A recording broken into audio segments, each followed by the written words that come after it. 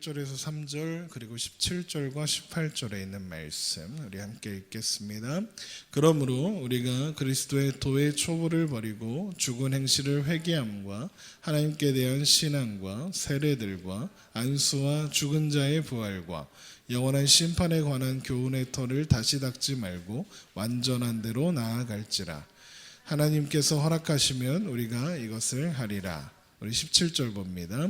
하나님은 약속을 기업으로 받는 자들에게 그 뜻이 변하지 아니함을 충분히 나타내시려고 그 일을 맹세로 보증하셨나니 이는 하나님이 거짓말을 하실 수 없는 이 두 가지 변하지 못할 사실로 말미암아 앞에 있는 소망을 얻으려고 피난처를 찾는 우리에게 큰 안위를 받게 하려 하심이라. 아멘.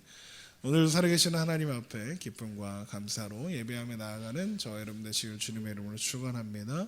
하나님의 살아계심을 우리가 믿고 신뢰하며 하나님이 살아계신 하나님이 지금도 이곳에 우리와 함께 하시다는 그 사실을 믿는 믿음, 그 신앙으로 살아가는 우리가 되기를 소망합니다. 요즘에 그 뉴스를 보면 좀 속상해요. 왜냐하면 기독교 관련된 뉴스들이 많이 나오는데 좋은 뉴스가 하나도 없습니다. 선한 것이 없어서 참 염려스럽습니다. 최근에 가장 이슈가 된 뉴스가 있다면 아마도 서울에 있는 한 대형교회 성도가 10만 명이 된다는 그 교회가 담임 목사직을 이제 아들에게 물려주는 세습하는 사건을 다룬 그 뉴스일 겁니다. 많은 이들의 우려와 반대 속에서도 아들 목사가 담임 목사로 세워졌습니다. 그리고 이것을 총회에서 인정을 해주게 되면서 더 큰 이슈가 되었죠.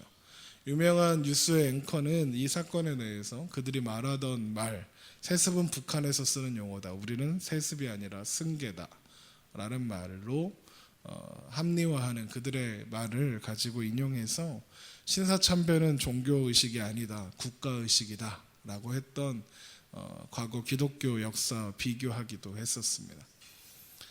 그 뉴스를 보는데 참 마음이 아프더라고요. 기독교가 어쩌다가 세상으로부터 평가를 받아야 하는 지경에 이르렀는가.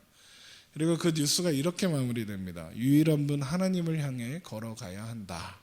아버지의 자리를 공식적으로 이어받은 아들 목사는 바로 어제 이렇게 설교했습니다.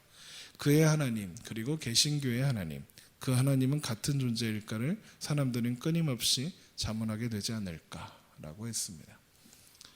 이게요, 어떤 기독교 방송에서 목사님들이 이야기하신 게 아니라 한 뉴스에서 뉴스 앵커가 이야기한 겁니다. 그가 믿는 하나님과 개신교의 하나님은 같은 하나님일까 사람들이 묻고 있다라는 질문을 하고 있습니다. 제가 그런 뉴스를 볼 때마다 속상한 것은 원래 기독교가 그렇지 않았는데 하는 생각 때문에 그런 것 같습니다. 그리고 그런 뉴스를 볼 때마다 드는 생각은 세상 사람들마다 마저도 하나님을 모르는 사람들마저도 믿는 사람들이, 우리 예수 믿는다는 사람들이 예수 제대로 믿기를 원하는구나 라는 생각을 하게 됩니다. 제가 존경하는 목회자 중에 한 분이신 김동원 목사님께서 마틴 루터 킹 목사 네, 마틴 루터 킹 목사의 설교 중에 이런 말이 있어요. 초대교회 때 세상을 위한 초대교회 때 교회는 세상을 위한 자동 온도 조절 장치였다. 그러나 지금의 교회는 그저 온도계의 역할을 감당하고 있을 뿐이다 라는 말을 했는데, 이 말을 인용하면서 이렇게 말을 합니다. 킹 목사님은 교회가 자동 온도 조절 장치가 되지 못하고 겨우 온도계의 역할만 감당하는 것이 안타까워서 그런 말씀을 하셨습니다. 그런데 지금 우리 한국교회는 세상에 대한 온도계 역할도 제대로 하지 못하는 교회가 되고 말았습니다. 오히려 세상이 교회에 대해 온도계 역할을 하려고 하고 있고 실제로 하고 있는 상황이 되고 말았습니다 라고 이야기했습니다. 참 속상한 일이지만 사실인 것 같습니다. 이제 세상조차 우리를 향해서 하나님 제대로 믿으라고, 하나님 똑바로 믿으라고 하고 있습니다. 이런 이야기를 들을 때 사도 바울이 그토록 사랑했던 자기 민족 유대인들을 향해서 했던 그들이 하나님께 열심히 있으나 올바른 지식을 따른 것이 아니니라 하나님의 의를 모르고 자기 의를 세우려고 힘써 하나님의 의에 복종하지 아니하였다라는 그 말씀, 그 평가가 떠오르는 대목입니다. 어떻게 하다가 오늘날 한국교회가 이 지경이 됐을까요? 제가 가끔 한국교회 이런 이야기를 하면 어떤 친구 목사님은 제 설교를 이제 녹음된 걸 듣고 그렇게 얘기해요. 네가 뭔데 한국교회를 이야기하냐고. 그래서 저는 이렇게 대답하죠. 내가 아는 게 한국교회인데 나는 미국교회에 별로 관심이 없어서 라고 대답합니다.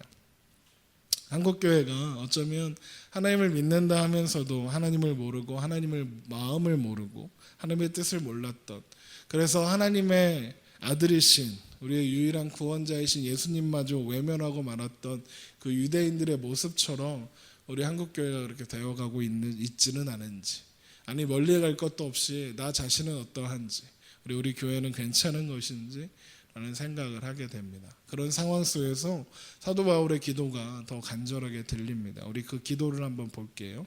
골로새서 1장 9절에 있는 말씀입니다. 한번 찾아보시죠. 골로새서 1장 9절.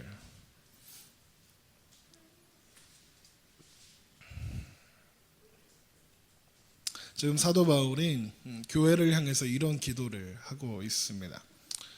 제가 한번 읽어보겠습니다. 이로써 우리도 듣던 날부터 너희를 위하여 기도하기를 그치지 아니하고 구하노니 너희로 하여금 모든 신령한 지혜와 총명의 하나님의 뜻을 아는 것으로 채우게 하시고 주께 합당하게 행하여 범사에 기쁘시게 하고 모든 선한 일에 열매를 맺게 하시며 하나님을 아는 것을 잘하게 하시고 그의 영광의 힘을 따라 모든 능력으로 능하게 하시며 기쁨으로 모든 견딤과 오래 참음에 이르게 하시고 우리로 하여금 빛 가운데에서 성도의 기업의 부분을 얻기에 합당하게 하신 아버지께 감사하게 하시기를 원하노라.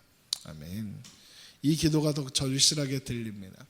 하나님을 아는 것을 잘하게 하시고 하나님 뜻에 합당한 선한 열매를 맺어가는 우리가 되기를 소망합니다. 하나님을 제대로 알고 하나님을 제대로 믿고 그로 말미암아 하나님께서 우리 삶에 맺어주시는 그 성령의 열매들이 가득하게 되기를 주님의 이름으로 축원합니다. 오늘부터 다뤄보려고 하는 것은 하나님께 대한 신앙, 우리 그리스도의 도의 초보 중에 하나님께 대한 신앙인데, 사실 2년 전에, 그러니까 2016년이죠. 2016년 봄에 하나님을 듣다, 혹시 기억나십니까? 하나님을 듣다라는 제목으로 해서 하나님을 아는 지식을 쭉 살펴본 적이 있었습니다. 한 2달에 걸쳐서. 그래서 고민했어요. 하나님께 대한 신앙, 이것을 어떻게 다루고 넘어가야 할까 고민하다가 그때 다루지 않았던 내용들을 다루고, 그러니까 하나님을 어떻게 2달에 다 설명할 수 있겠어요. 그렇죠? 그래서 그때 다루지 않았던 내용들을 다루고 불가피하게 그때 다뤘던 내용들 중에서 다뤄야 하는 내용들이 있으면 좀 더 깊이 자세히 알아보겠다 이렇게 생각했습니다. 우리가 늘 기억하고 또 잊지 말아야 할 것은 하나님께 대한 신앙의 기초는 언제나 성경을 통해서 확인해야 한다는 것입니다. 성경을 통해서 하나님을 보고 하나님을 만나고 하나님을 들어야 합니다. 정말로 그렇습니다. 하나님은 지금도 여전히 성경을 통해서 말씀하시고 이 성경을 통해서 하나님의 음성을 들을 수 있고, 그리고 그 하나님의 음성이 말씀을 통해서 우리 가운데 선포되는 하나님의 음성이 가장 큰 능력과 영광과 위로와 소망이 됩니다. 그 안에 모든 진리가 담겨 있습니다. 그 누구도 성경을 떠나서는 하나님을 말할 수 없고 하나님을 알 수도 없다는 것, 우리가 늘 기억해야 합니다. 하나님의 감동으로 된 말씀만큼, 성경만큼 우리에게 중요한 신앙의 기준이 없다는 사실을 기억해야 합니다. 아무리 세월이 지나고 이 땅 가운데 새로운 그 가치들이 세워지고 새로운 소위 말하는 주의, 무슨 주의 이런 것들이 생겨난다 해도 하나님의 말씀은 변하지 않고 영원히 서 있을 것입니다. 그래서 우리는 오늘도 하나님 말씀 앞에 나아갈 수 있는 겁니다. 제가 이것을 늘 강조하는 바인데, 모든 자리에서 강조하는 바인데, 이런 이야기를 했더니 어떤 청년이 질문을 하더라고요. 목사님, 좋습니다. 말씀 하나님의 말씀이고 그리고 그 말씀이 영원할 거라는 거 인정합니다. 그런데 성경의 이야기들이 너무 옛날 얘기 아닙니까? 게다가 그 동네는 우리랑 전혀 상관없는 동네입니다. 성경의 이야기들이 기록된 그 동네, 중동 지방, 그 고대 근동 지방. 그 시대에 수천 년 전 그 시대에 그 지역에 살았던 사람들에게 했던 하나님의 이야기와 하나님의 일하심이 21세기를 살아가고 대한민국에서 살아가고 있는 저에게 우리에게 무슨 의미가 있습니까? 라는 질문을 했습니다. 생각해보면 맞는 말이에요. 수천 년 전 우리와 전혀 상관없는 중동 지역, 지금이야 뭐 비행기 타고 가고 그러지, 사실 그때는 그 동네가 있는지조차 몰랐을 건데, 그 동네에서 벌어진 이야기가 어떻게 우리에게 의미 있어 지낸 것일까? 그리고 그것이 우리와 무슨 상관이 있을까? 2000년 전 이 땅에 이스라엘이라는 그 나라에 오신 예수님이 어떻게 우리의 구원자가 되시고 이스라엘의 하나님이 어떻게 우리의 하나님이 되었는가라는 질문을 할 수 있고, 또 그것이 왜 우리에게 의미 있는지 궁금해할 수 있다고 생각합니다. 저 또한 그랬으니까요. 전혀 다른 시대, 그리고 전혀 다른 지역, 전혀 다른 삶을 살아가고 있는 그 우리들에게 성경이, 하나님의 말씀에 상관이 있어질 수 있는 이유가 무엇일까? 그 이유는 이 말로 표현됩니다. 우리 한번 따라해 볼까요? 살아계신 하나님이 계신다. 살아계신 하나님이 계시기 때문입니다. 하나님 때문에 상관이 있어집니다. 이것이 가장 중요하고 강력한 이유입니다. 언제나 동일하신 하나님이 여전히 살아계시기 때문입니다.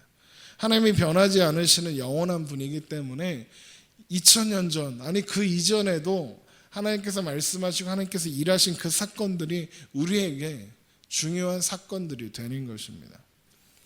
하나님을 아는 지식을 우리가 살펴보고 공부해 보시려는 분들에게 추천하는 책이 하나님을 아는 지식이라는 책이 있습니다. 제임스 패커라는 탁월한 영성가 목사님의 책인데요. 이거보다 더 좋은 책을 본 적이 없습니다. 수많은 책들이 있는데, 그런데 그분의 책에서도 그렇게 이야기합니다. 성경 시대에 살던 사람들과 우리 시대에 사는 사람들 사이에 메울 수 없는 간격이 있다는 느낌을 떨쳐버리기 위해서 우리가 강조해야 하는 진리는 하나님의 불변성이다 라고 했습니다.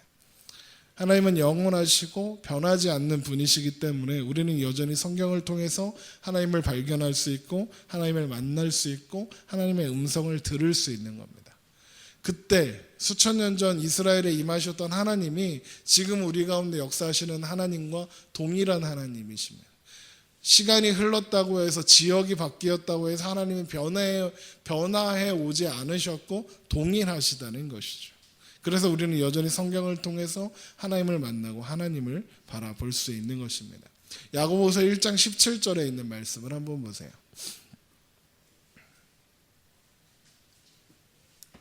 야고보서 1장 17절입니다.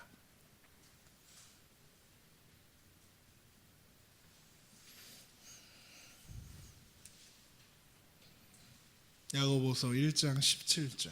우리 함께 읽겠습니다. 온갖 좋은 은사와 온전한 선물이 다 위로부터 빛들의 아버지께로부터 내려오나니 그는 변함도 없으시고 회전하는 그림자도 없으시니라. 이 말씀의 중요한 것은 하나님이 변하는 분이다라고 생각하면 이게 생각처럼 이게 간단한 문제가 아닙니다. 되게 끔찍한 일이 됩니다. 하나님이 변한다고 생각해 보세요. 우리가 하나님 그러면 제일 먼저 고백하는 게 뭡니까? 전능하사 천지를 만드신 하나님을 내가 믿사오며 하잖아요. 그런데 그런 하나님이 전능하셔서 천지를 만드신 하나님이 변한다고 생각해 보십시오. 생각을 바꾸고 마음을 바꾸고 계획을 바꾸고 태도를 바꾼다고 생각해 보십시오. 그런 하나님이라면 죄송합니다. 신성 모독이 될 수도 있지만 그런 하나님, 막 바뀌는 하나님이면요 깡패도 그런 깡패가 없습니다. 그렇지 않습니까? 예를 들어서 그리스 로마 신화에 나오는 신들을 한번 보십시오. 걔네들이 얼마나 변덕적인지 아십니까? 그런데 전지전능한 능력이 있습니다. 그래서 자기 기분에 따라서 자꾸 자기의 생각과 태도를 바꾸죠. 그런 신을 어떻게 믿습니까? 그래서 그리스 로마의 신화에 나오는 신들은 사람하고 똑같습니다. 하는 짓이. 그런 신을 신으로 믿을 수 있습니까? 능력. 그러면 걔네들은 뭘 해야 돼요? 잘 보여서 기분 맞춰서 이렇게 잘 해줘야 되는 거죠. 하나님, 나에게 이런 일이 일어나는 것은 하나님의 놀라운 뜻이 있으신 거죠? 라고 기도하는 자에게 하나님이 만약에 아니 그냥 내 마음인데 그냥 생각해보니까 그냥 너 힘들게 하는 게 좋을 것 같아서 그랬는데, 이렇게 해버리면 그게 무슨 하나님입니까? 자기 기분에 따라서 상황에 따라서 이랬다가 저랬다가 하는 분이 어떻게 하나님이실 수 있으며 그 하나님을 우리가 어떻게 믿을 수 있겠습니까? 하나님이 자꾸 변하시면 우리가 구원을 어떻게 확신할 것이고, 예수님께서 다시 오시겠다 약속도 하셨잖아요. 그 다시 오시겠다는 약속을 어떻게 믿습니까? 성경이 구약 신약이잖아요. 약속이란 말이죠. 옛 언약, 새 언약. 그런데 그 약속이 핵심인데 자꾸 변하면 하나님의 약속을 어떻게 믿겠습니까? 못 믿죠. 그런데 성경 전체가 선포하는 것은 뭐냐면 하나님은 변하지 않으신다는 것입니다. 산이 생기기 전, 땅과 세계도 주께서 조성하기 전 곧 영원부터 영원까지 주는 하나님이시니다. 영원부터 영원까지 하나님은 하나님이십니다. 제가 많이 받는 질문 중에 하나가 뭐냐면, 하나님은 누가 만드셨나요? 라는 질문입니다. 하나님이 어떻게 생겼어요? 뭐 이런 거. 하나님 누가 만들었을까요? 하나님 누가 만들었는지 아시는 분? 하나님이 하나님을 만드셨을 것 같아요. 그럴 수도 있죠.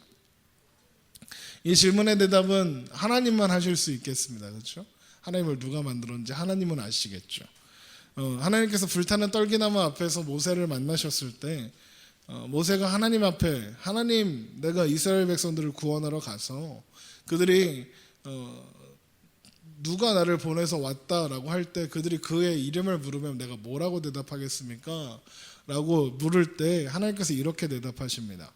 하나님이 모세에게 이르시되 나는 스스로 있는 자이니라. 또 이르시되 너는 이스라엘 자손에게 이같이 이르기를 스스로 있는 자가 나를 너희에게 보내셨다 하라. 출애굽기 3장 14절에 있는 말씀입니다. 나는 스스로 있는 자니라. 이 말이요, 영어로 보면 이래요. I am who I am. 이게 직역하면 이런 뜻이에요. 나는 나다. I am who I am. 나는 나야. 이게 말장난처럼 들릴 수도 있지만 이게 사실입니다. 하나님은 하나님입니다. 하나님은 항상 거기 계셨습니다. 하나님을 누가 만들었는가 라는 질문이 왜 나오냐면 우리가 인식하는 모든 것들이 시작과 끝이 있기 때문에 그렇습니다. 원인이 있고 결과가 있다. 이게 인간의 사고방식을 가두고 있기 때문에 그렇습니다. 그래서 하나님도 시작이 있고 끝이 있을 거라고 생각하는 거죠. 그러나 하나님이, 성경이 말하는 하나님은 시작과 끝 위에 계십니다. 하나님이 시작 그 자체이며 하나님이 끝 그 자체입니다. 그래서 계시록에 나는 알파와 오메가요, 처음과 마지막이요, 시작과 마침이라 하셨습니다. 하나님의 모든 것입니다. 하나님이 시간 위에서 영원으로 계시는 하나님을 우리가 시간 속에 갇혀있는 우리가 이해할 수 없는 것은 어쩌면 당연한 것입니다. 인간은 시간 위에 일하는 것을 이해하지 못합니다. 그래서 천지는 없어지려니와 주는 영존하시겠고 그 것들은 다 옷같이 낡으리니 의복같이 바꾸시면 바꾸려니와 주는 한결같으시고 주의 연대는 무궁하리이다 라는 고백이, 선포가 나올 수 있는 것입니다. 하나님은 영원부터 영원까지 계십니다. 하나님이 영원부터 영원까지 계시는 하나님이 한결같으십니다. 동일하십니다. 시간이 변하면서 모든 피조물들은, 우리들은 변할 수밖에 없습니다. 낡고 헤어지고 늙어집니다.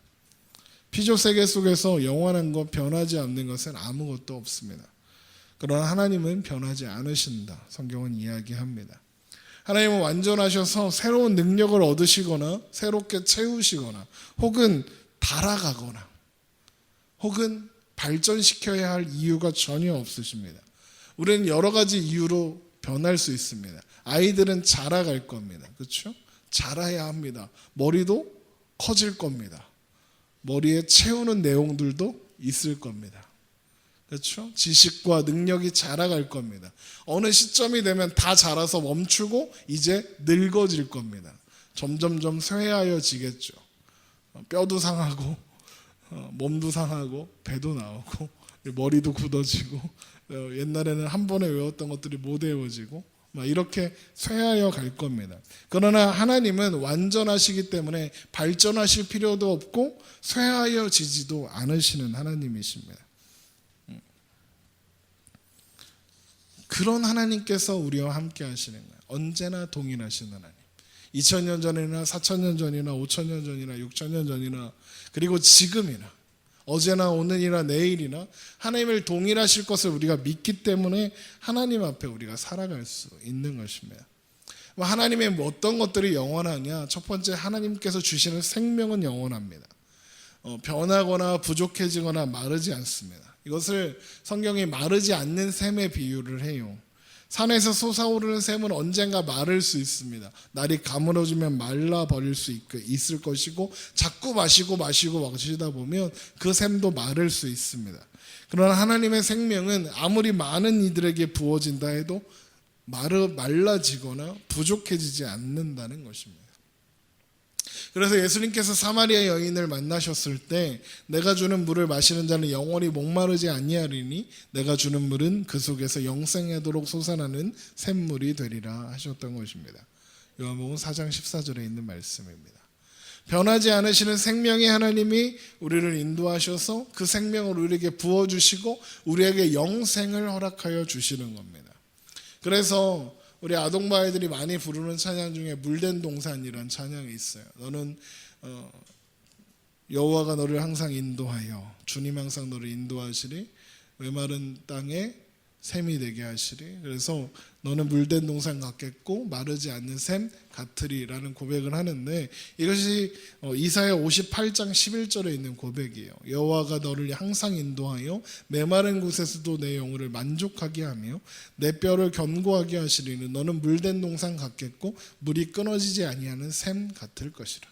하나님의 생명이 영원하고 변하지 않으시기 때문에 우리 또한 그 하나님 앞에 연결되어 우리의 생명 또한 우리에게 주시는 그 생명과 우리에게 있는 그 생명의 샘이 마르지 않는다 이야기하는 것입니다. 또한 성경은 하나님의 성품이 변하지 않는다고 말합니다. 사람의 마음과 성품은 얼마든지 변할 수 있죠. 물론 사람은 잘 안 변해라는 말도 들으실 수 있을 거예요. 사람의 성품이 어지간해선 잘 바뀌지 않습니다. 그런데 바뀌더라고요. 여러 가지 이유로 사고방식이나 아니면 정신적인 충격이나 또 어떤 물리적인 충격 때문에 바뀌기도 합니다. 예를 들면 세상 그렇게 착하던 애가 갑자기 해병대를 갔다 오더니 괴팍한 아저씨가 돼서 돌아오기도 합니다. 해병대를 비하하는 게 아니라 괴팍한 아저씨가 있었는데 어느 날 보니까 갑자기 아저씨가 착해지기도 합니다. 있을 때 잘해라는 말 들어보셨습니까? 그 말이 왜 있을까요? 지금 너한테 그렇게 잘해주고 너한테 좋은 사람이 언젠가 변하여 너를 떠날지 모르니 있을 때 잘해라. 그래야 너를 떠나지 않는다. 이런 이야기잖아요. 우리 아내가 저한테 맨날 하는 얘기죠. 있을 때 잘해. 그러나 하나님의 성품은 변하지 않으신다는 겁니다. 하나님은 우리가 잘하나 못하나 상관없이 하나님의 마음은 그대로 지켜주신다는 겁니다. 우리 출애굽기 34장에 있는 말씀을 한번 볼까요? 출애굽기 34장 6절입니다.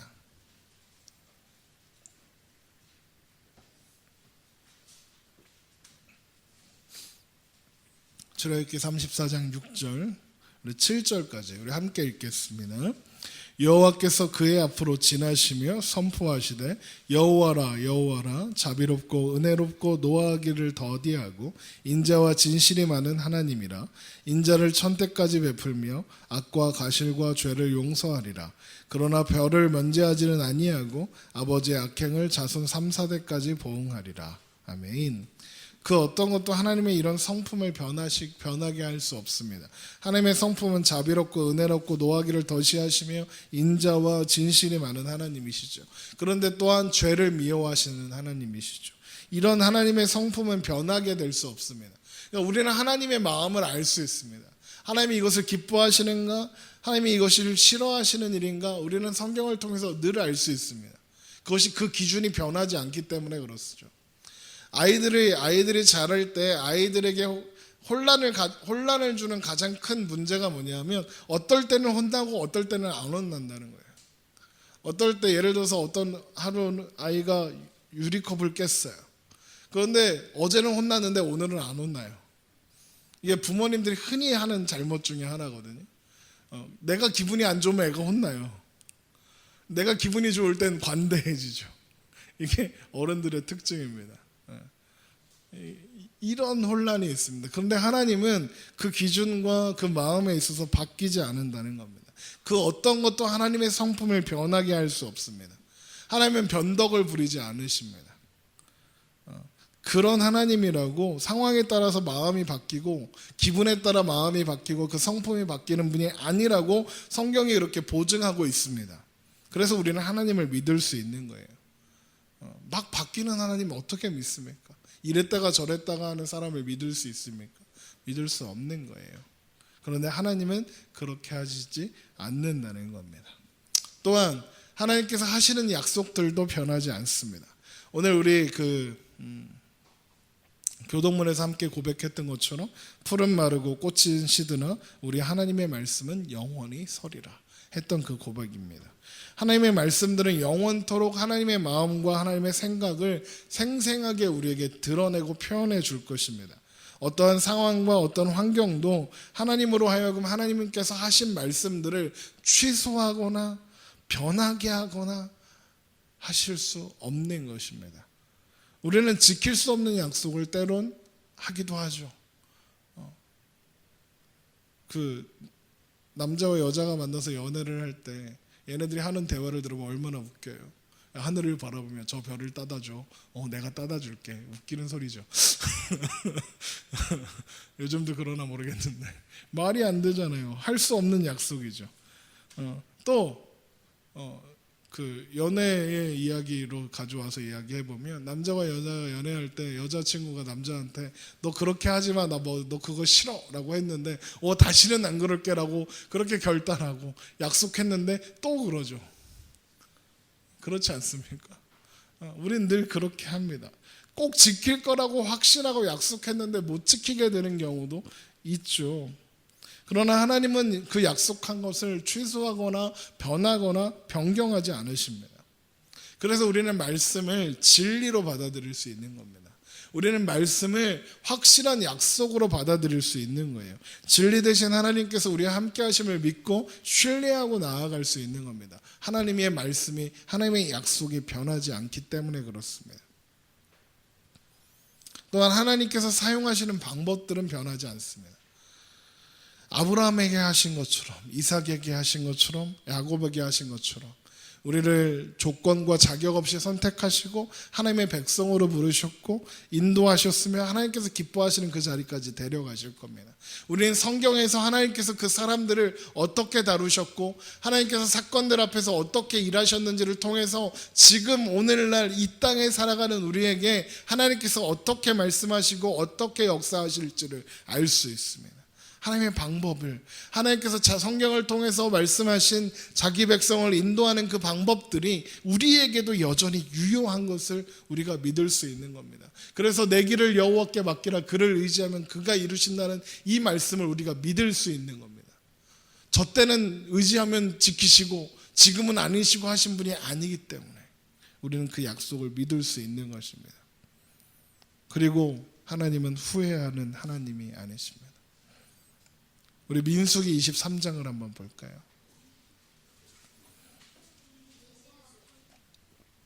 민수기 23장 19절입니다.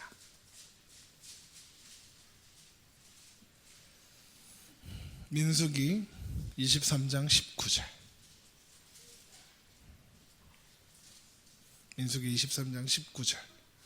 함께 읽겠습니다. 하나님은 사람이 아니시니 거짓말을 하지 아니하시고 인생이 아니시니 후회가 없으시도다. 어찌 그 말씀하신 바를 행하지 않으시며 하신 말씀을 실행하지 않으시랴. 아멘. 여러분, 우리가 인생을 살면서 후회를 왜 하죠? 어떤 판단이나 결정을 바꿔야만 하는 상황 속에서 후회하는 거잖아요. 그래서 우리의 인생을 후회의 연속이다라고까지도 이야기합니다. 우리는 후회를 많이 해요. 왜 후회를 많이 할까요? 잘못된 판단을 많이 하거든요. 그때 그냥 엄마한테 솔직히 말할 걸. 이런 후회, 아이들은 그런 후회들을 하죠. 그때 이 말을 하지 말 걸. 그때 내가 이것을 그렇게 결정하지 말 걸. 그때 이걸 내가 해볼 걸. 아니 그때 이걸 하지 말 걸. 그런 생각들. 잘못된 판단과 잘못된 선택들이 우리를 후회하게 합니다. 그런데 하나님은 후회하지 않으신답니다. 전지하셔서 모든 것을 다 아시니까, 또 전능하셔서 모든 것을 하실 수 있으니까, 그런 하나님이 후회할 이유가 없는 겁니다. 왜냐하면 하나님께는 모든 것이 변수일 수 없기 때문에 그렇습니다. 하나님께서 알지 못하시거나 예측하지 못할 변수는 하나도 없기 때문에 그렇습니다. 저는 그 과학이나 이런 데 관심이 많아서 우주여행 이런 데 되게 관심이 많거든요. 그리고 제가 제일 궁금한 게 외계인이 있을까? 그럼 외계인도 하나님을 알까? 막 이런 거 궁금해 하거든요. 그런데 그 우주 탐사를 위해서 쏘아 올리는 로켓 있잖아요. 그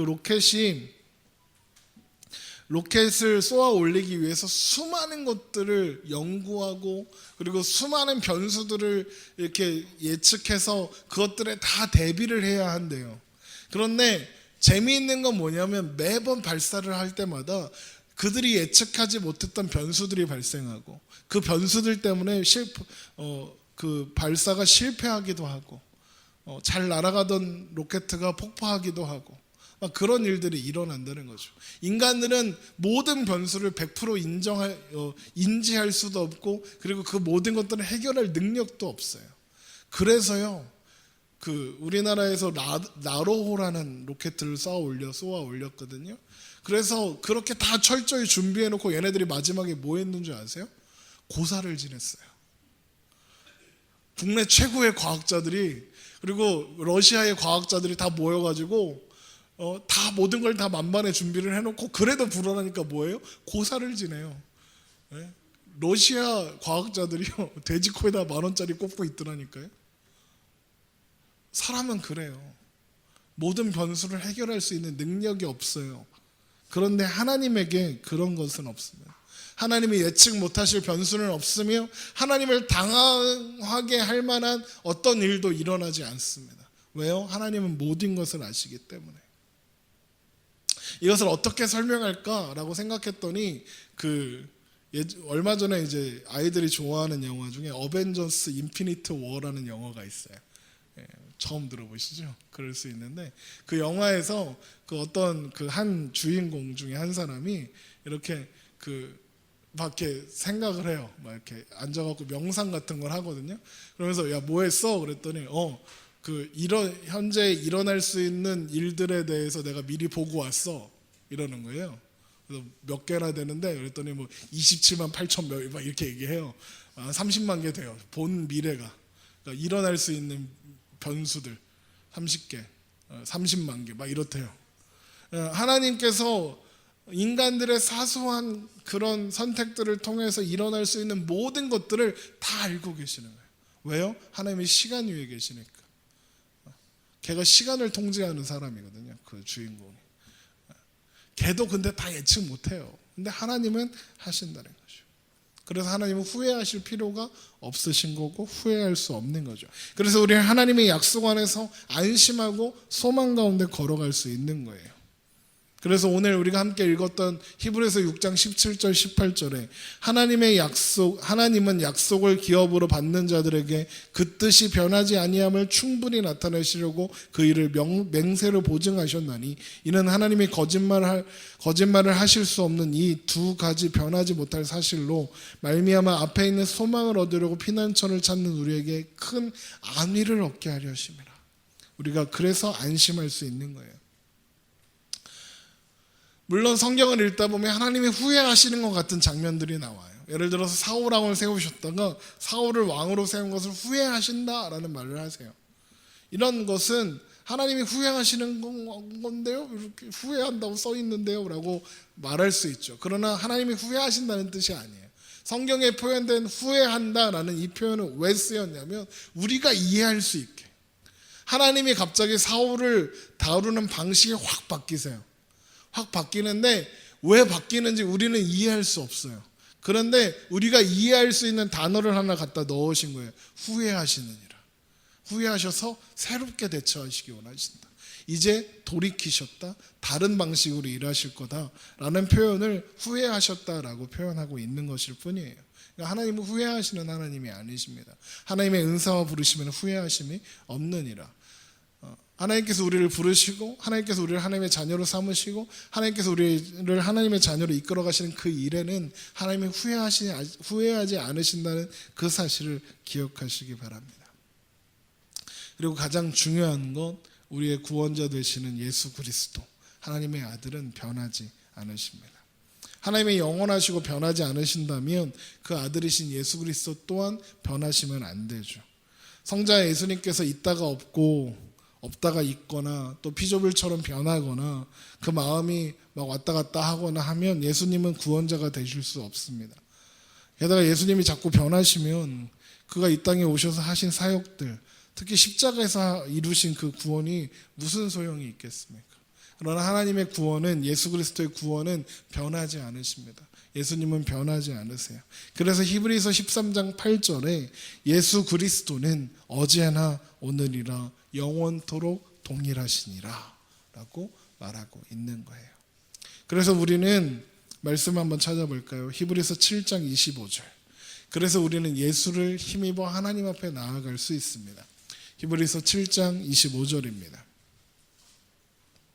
함께 읽죠. 그러므로 자기를 힘입어 하나님께 나아가는 자들을 온전히 구원하실 수 있으니 이는 그가 항상 살아계셔서 그들을 위하여 간구하심이라. 예수님께서 항상 살아계십니다. 항상 그대로 계십니다. 여러분, 우리가 이 땅 가운데 21세기 대한민국에서 살아가는 그리스도인들인 우리는 우리의 현실과 상황을 보면 수많은 문제들을 안고 살아갑니다.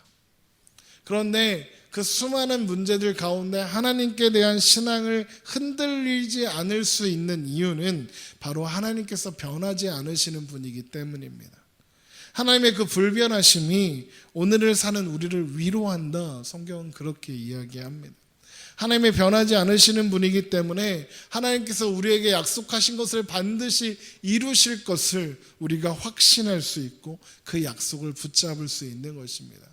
하나님이 변하지 않으시는 분이시기 때문에 빌립보서 1장 6절에 너희 안에 착한 일을 시작하신 이가 그리스도 예수의 날까지 이루실 줄을 우리가 확신하노라, 이 고백을 할 수 있는 것입니다. 하나님은 성경 시대 속에서나 그리고 지금 우리가 살아가는 이 시대 속에서나 변함없이 동일하게 살아계신 하나님이십니다. 우리는 그래서 고백할 수 있습니다. 살아계신 하나님이 계신다.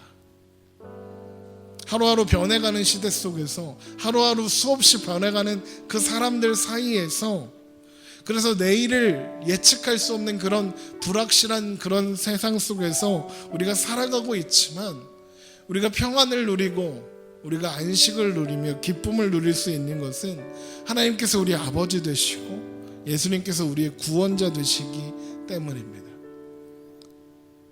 하나님은 약속을 기업으로 받는 자들에게 그 뜻이 변하지 아니함을 충분히 나타내시려고 그 일을 맹세로 보증하셨습니다.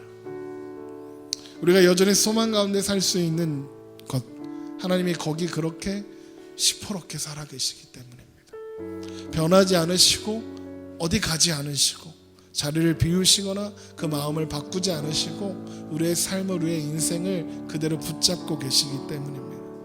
우리가 우리의 삶을 하나님 앞에 맡길 수 있는 것, 하나님을 기뻐하며 우리가 소망 가운데 오늘을 감당하며 살 수 있는 것, 하나님이 변하지 않으시는 분이기 때문인 그렇습니다. 언제나 변하지 않으시는 하나님께서 우리의 오늘 가운데 함께 하신다는 그 사실을 우리가 믿을 수 있는 것입니다. 여호와는 나의 목자시니 내가 부족함이 없으리로다 고백했던 그 고백이 우리의 고백이 될 수 있는 것은 다윗의 하나님이 또한 나의 하나님이시기 때문인 것이죠. 오늘도 그렇게 변하지 않으시는 하나님께서 오늘 하루의 삶이 그리고 오늘 하루의 모습들이 한숨으로 가득할지라도 하나님이 우리를 변하지 않는 사랑으로 변하지 않는 인도하심으로 붙잡고 계심을 기억하며 우리가 그래도 오늘을 살아갈 수 있는 힘을 얻을 수 있음을 기억하면서 하나님의 말씀 앞에 그리고 하나님을 향한 믿음으로 온전히 서서 우리 함께 오늘을 살아가는 저와 여러분 되시기를 주님의 이름으로 축원합니다.